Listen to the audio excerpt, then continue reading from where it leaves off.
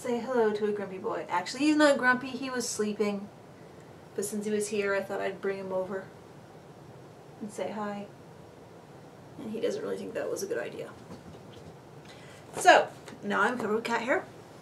He's still under the desk, so I can still give him pets.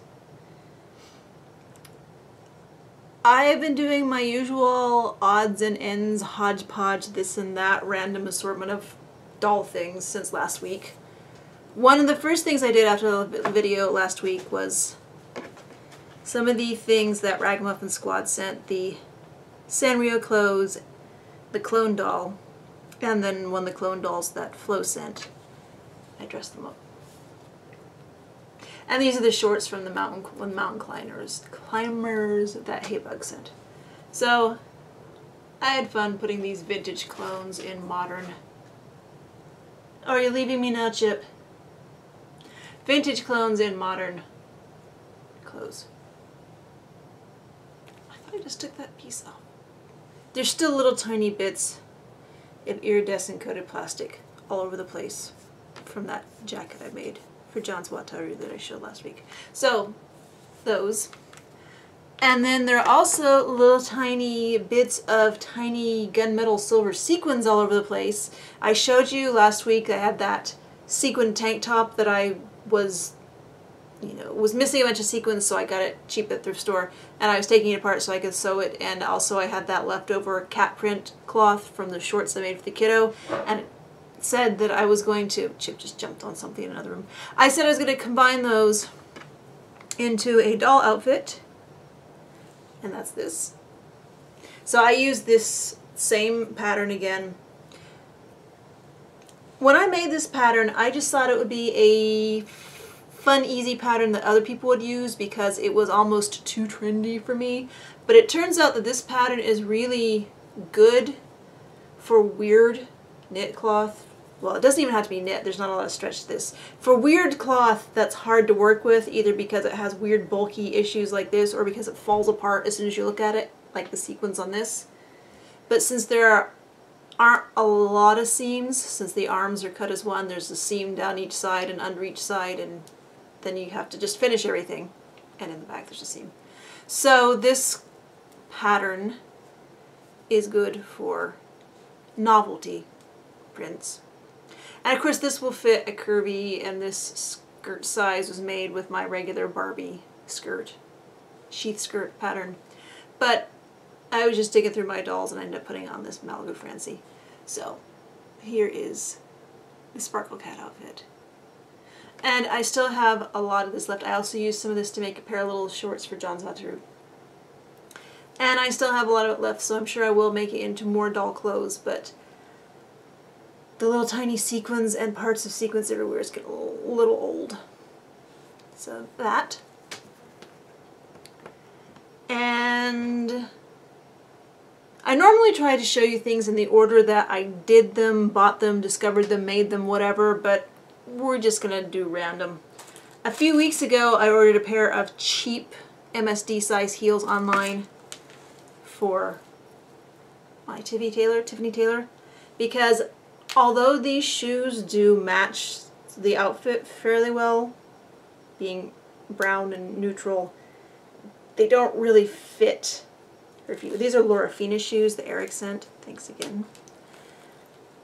But they, I mean, I could probably take the insole and everything out, but I might accidentally destroy these shoes. And these aren't the most common shoes.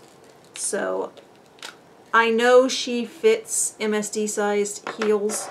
It's just the one pair of MSD sized heels I had for her really didn't suit this outfit at all. So I got on eBay and ordered a super cheap pair of shoes. Cat hair. They were less than $3 shipped from China. It's Mr. Yuan. I think Tiffy said that she ordered a bunch of different things from different vendors, and I think she said they all came from Mr. Yuan. So these are also. So just they looked horrible in the pictures, so I really wasn't expecting much for $3. But they arrived at the P.O. box today, so I picked them up. So they're a little bit better than I thought they would be, but they're still not great. But they should fit Tiffany Taylor. They should. Oh. Where's my bodkin? Bodkin is useful. I use it for turning corners, and when I make doll outfits where I have to turn the back through the shoulders when the facing's sewn on, I use it for that. And also I have been known to use it as a shoehorn for soft, squishy, badly made doll shoes that can't hold their shape when you're trying to stuff a heel into them. So these may not, well, the fact that she's wearing tights might be also what's making them not fit. I figure even if they don't fit her, they should fit the MSD size doll that I do have. But make sure I'm putting them on the right foot, because I don't, yeah, this buckle is not actually held down anyway. So which side the buckle is on is no indication of what side the shoe is on. But no, that's heel or foot. Shows that that's the right. Yeah. But hey, she now has a pair of shoes that fit her reasonably well and are a little bit better angle, like these and her were fitting her like that. I can be picky about the angle of heels on doll shoes, and she can probably stand up. Because honestly, this doll can stand in her bare feet, at least when she's not wearing anything. I have balanced this doll naked on bare feet in the past, so that's just another interesting design aspect of this doll, is how well balanced she is. So, shoes. Also coming to the mailbox. My mailbox, not the P.O. box. I forgot to cover it up, but making sure you don't see that side or any of the addresses on it, was a pack of stuff from Queen of Squids. Now, she had contacted me asking me if I would like one of her spare doll-sized separating zippers, because I was working on that motorcycle jacket for John Swatseroo and saying that I might make more, but I don't have a lot of the zippers. So I was expecting a zipper. Of course, she is very nice, and she sent 2, and these are a lot, I say, lighter weight than the separating doll zippers that I had. Yeah, they're a lot lighter weight. Of course, I got these, I don't know how long ago. The technology may have advanced in the meantime. So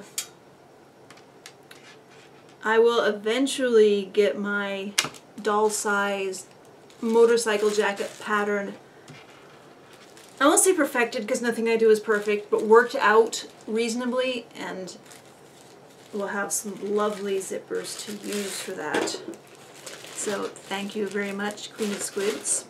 Of course, the 2 zippers is more than I was expecting, but it was a whole envelope full of things. The other things along with the zipper is I've seen her use this with stuff before. It's pom-pommed with attachment points. So those can be fun for doll accessories, and tiny tassels, and those are indeed tiny snaps. These are the kind of snaps that I might put on a front opening with the intention of being seen, like a snap would be if someone was using a snap in a human-sized garment. Because when you get tiny snaps like this, you show off the fact that you have tiny snaps. And then there's cloth. She has done what I have done, and you get children's things which provide a decent amount of cloth, not an overwhelming amount of cloth, in a much trendier prints than you're usually going to find in the fabric store. So we have, are these, I can't tell, are these gumballs or pom-poms or like fruity cereal? Sometimes my comprehension is not that great. Another little bit of kid clothes. Oh, this is a Disney copyright on it. Oh yeah, some of the splats are Mickey shaped. Again, it's a good two-way stretch, so perfect for tights for dolls. And is this two-way stretch too? A little bit. Nice amount of this lace. Good for dolls and other things. And the last thing in the package is this stuff, which is another two-way stretch, which I was eyeballing something like this at Joanna Fabric a few weeks ago. And I actually love the fact how crisp and clear and also oil slick shiny are the words of the selvage. I am seriously tempted to do something with just this.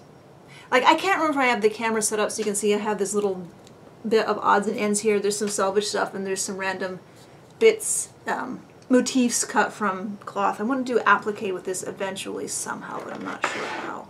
So yes, I'm always paying attention to weird parts of the cloth. Some people have just cut the selvages apart and sewn them together and made zip bags and even dresses out of nothing but selvages. So I'm not ridiculous for paying attention to selvages. And I went into a thrift store today and I bought two things off the toy table. The first thing I found actually was, it was actually on a dress that a Moxie teen was wearing. Not Moxie teen, Moxie girl. If it was a Moxie teen, I would have gotten it. It was on a Moxie girl and I took it off the dress. And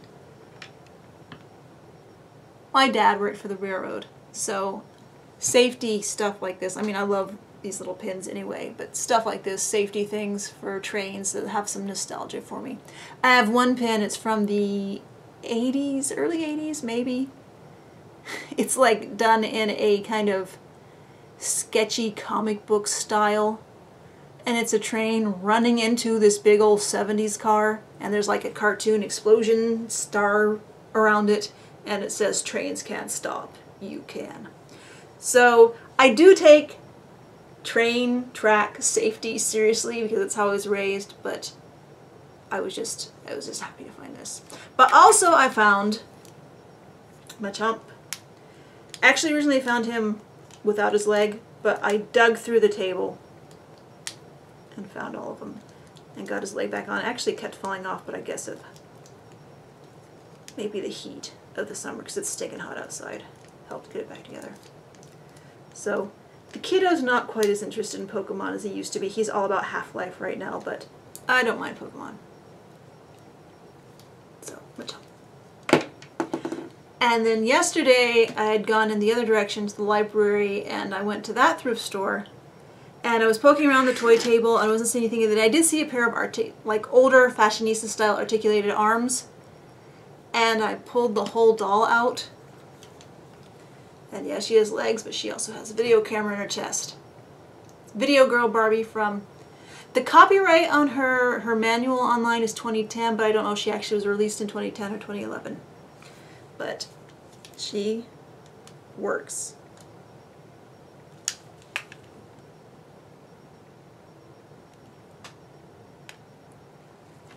So it's not a great camera. I mean, it's a toy level camera from 7 or 8 years ago, but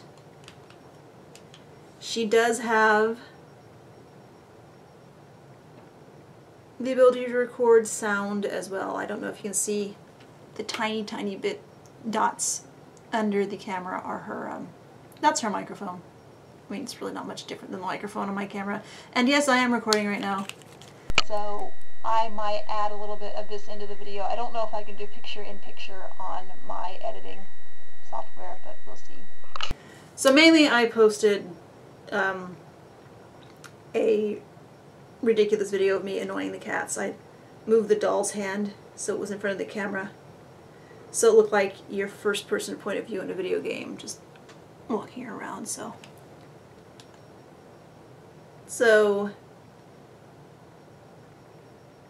I do not need this thing, but she was 49 cents, so her head is super hard glue head because she's from that era. So I might swap a different head onto her, or I don't know. I don't need a Barbie who is a video camera, but she's amusing. And my reasoning was that even if she didn't work, I could use these arms for something, but she does work. And I also find it amusing that there's a AAA battery fits into each one of her thighs. And then I had an idea for another pattern of doll clothes to share. I follow a lot of human sewing blogs, younger people, so they're sewing things a little trendier than I might be sewing, and they sew a lot of things that I might not even wear myself, but sometimes I look at them and think, well, that might be fun for Barbie. And one thing I've been seeing a lot from these people lately are cocoon dresses, which I don't think I would ever wear a cocoon dress. It just, I mean, in a year I might be living in them, but right now I can't imagine wearing them. I just realized I left the first one on the ironing board. So I thought I would try a cocoon dress for dolls. And so I sketched out the cocoon, like what I thought would be the right shape, and then I got my shirt pattern that I shared before, and I used that to get the shoulder and the base of the sleeve opening, although I altered it because the little thing about sewing is when you have a sleeve fitting into it's called the arm side, the opening on the top of the bodice for the sleeve. If there's a sleeve going into it, it's a little bit lower on the bottom, but if there's no sleeve, it needs to be a little bit higher, just for fit. So I altered it a little bit so it would be a little bit higher than the sleeve, the pattern for the sleeve for the shirt that I shared. And I cut that out. I got the pattern made and I cut it out, and I made the first dress. And that's this. Although one aspect of it I didn't think of to do until I was actually sewing it together is I cut a little bit of a curve in the back hem, the back seam, so it also curves that way.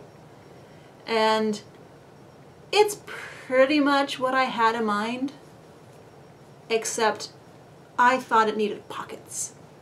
And not just pockets in the side seams, I wanted pockets like on the front as a design feature of it. So my first thought was the easiest thing to do would be patch pockets, but I didn't want to just put a square pocket on each side because in my personal experience I don't like applying patch pockets because it's really annoying for me to get the marks in just the right place so the patch pockets don't end up where they're supposed to be. Then I realized if I made a patch pocket that sort of intersected with the side seam, then I could put marks on the side seam to help people get it lined up.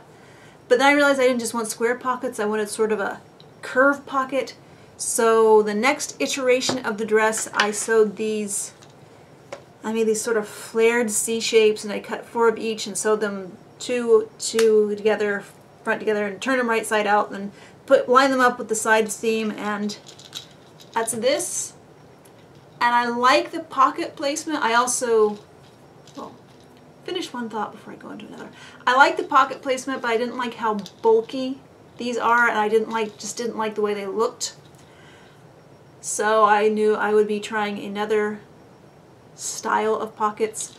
Also, I changed it so the front was a little bit higher than it had been in the first try. But I liked where the pockets were. I liked where the hands were ending up. But I realized, to have a seam with this pocket in it.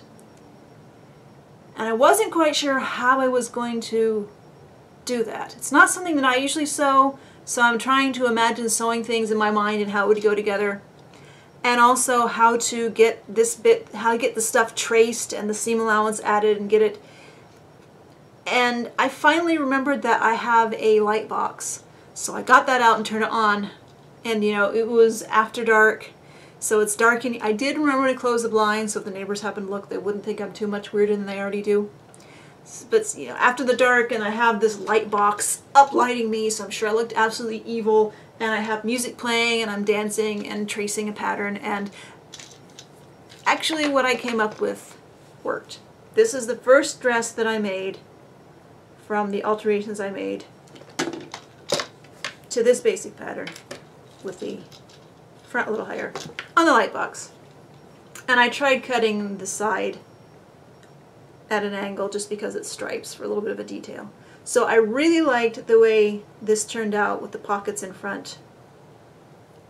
And I don't think the side detail is too obvious, too in your face, too obnoxious. So the next step was to scan these pattern pieces and trace over them in my illustration program and print that out and make sure that I got everything right. And that's this one. You see, I revisited my original cloth. This is SusanCloth. Thanks again. Pretty sure this is SusanCloth also.